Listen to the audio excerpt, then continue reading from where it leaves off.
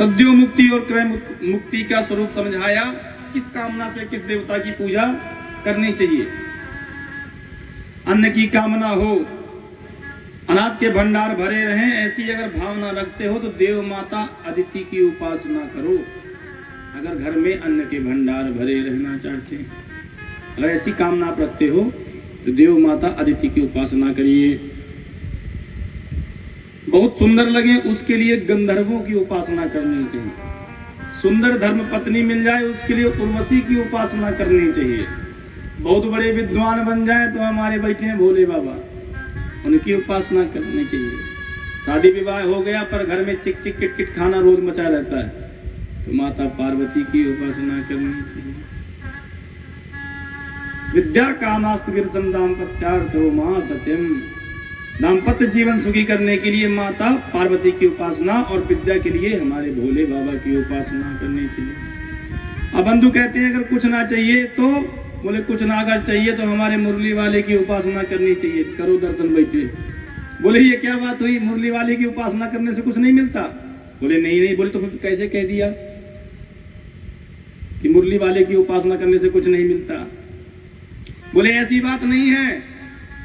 बोले अकामः सर्व कामो वा मोक्ष कामो दारधि तीव्रेण भक्ति योगेन यजेत पुरुषम परम। हर व्यक्ति के भीतर एक कामना नहीं होती है, अनेकों कामनाएं होती।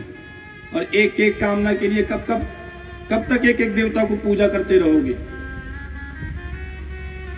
पेड़ है उसके पत्तों पर कब तक जल का छिड़काव करते रहोगे। अरे जड़ में पानी डालो सबको पहुंच जाएगा, शाखा पत्ते सब पूरे वृक्ष को जल पहुंच जाएगा।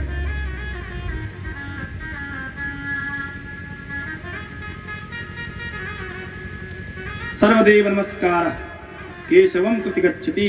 किसी भी देवता को किया हुआ नमस्कार प्रणाम हमारे मुरली मनोहर माधव को ही पहुंचता है। अगर ये रीझ गए तो सब रीझ गए।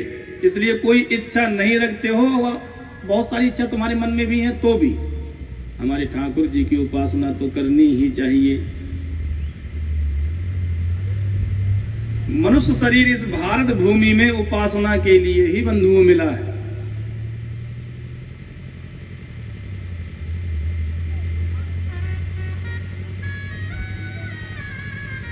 बाकी तो पूरे विश्व में संसार में वासना का साम्राज्य है, वासना सर्वत्र है।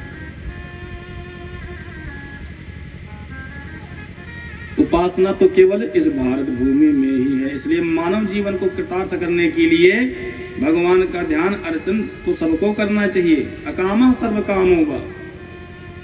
आप निष्काम हो तो भी या बहुत सी इच्छाएं मन में हो तो भी मोक्ष काम उदारधि तीव्रेण भक्ति योगेन यजेत पुरुषं परम।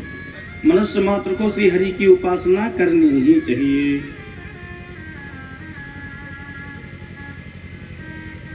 इस भारत भूमि में ये मनुष्य शरीर उपासना के लिए ही मिला है।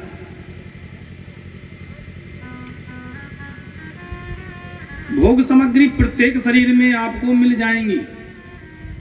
कुत्ते बिल्ली के कम ठाठ नहीं होते हैं। अब आजकल तो कुत्तों के कुछ ज्यादा ही ठाठ है। कहने को तो वो श्वान है, कुत्ता है, पर महाराज अच्छे अमीर वाले को भी उतनी सुविधाएं नहीं मिल रही जितने कुत्ते महाराज को मिल रही हैं। उसके भी है तो कुत्ता लेकिन उसकी भी ठाठ किसी से कम नहीं है। बढ़िया एयर कंडीशन में घूम रहे हैं। परंतु अगर वो चाहे कि भजन कर ले तो भजन उसके नसीब में नहीं है, कितनी भी उसकी ठाठ हो जाए। भजन करना इस मानव देह से ही संभव है, हमको ही सुलभ हुआ है।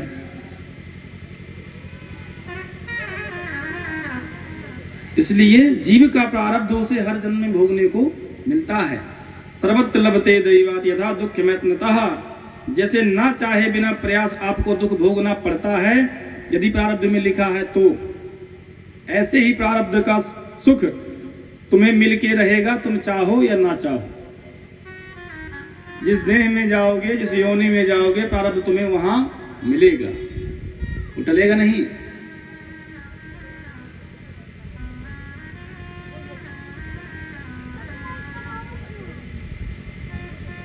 कुत्ते की चाहे जितने ठाट हो जाएं,